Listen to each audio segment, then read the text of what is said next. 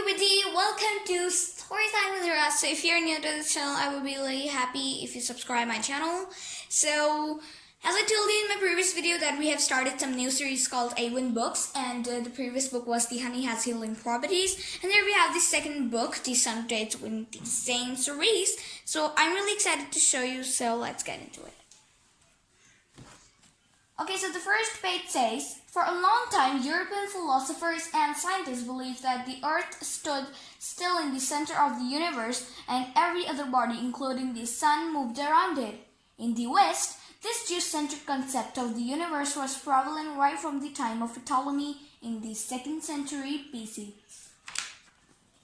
In 1512, Nicolaus Copernicus put forward his heliocentric theory of planetary motion, which asserted that the sun is motionless at the center of the solar system, with the planets revolving around it.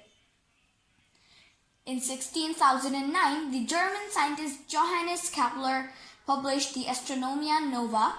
In this, he concluded that not only do the planets move in elliptical orbits around the sun, they also rotate upon their axis at irregular speeds.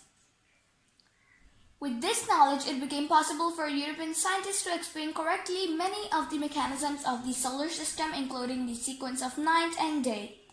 After these discoveries, it was thought that the sun was stationary and did not rotate about its axis like the Earth.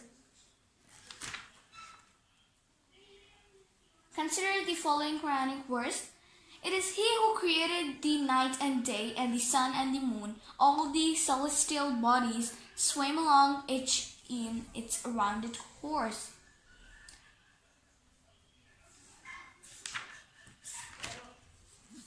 If you use the word for a man on the ground, it would not mean that he is rolling, but would mean he is walking or running. If you use the word for a man in water, it would not mean that he is floating, but would mean that he is swimming. Similarly, if you use this word for a celestial body such as the sun, it would not mean that it is not flying through space, but would mean that it is also rotating as it goes through space. Most of the school textbooks have incorporated the fact that the sun rotates about its axis. It is noticed that the sun has spots which complete a circular motion once every 25 days. The sun takes approximately 25 days to rotate around its axis. In fact, the sun travels through space at roughly 150 miles per second and takes about 200 million years to complete one revolution around the center of our Milky Way galaxy.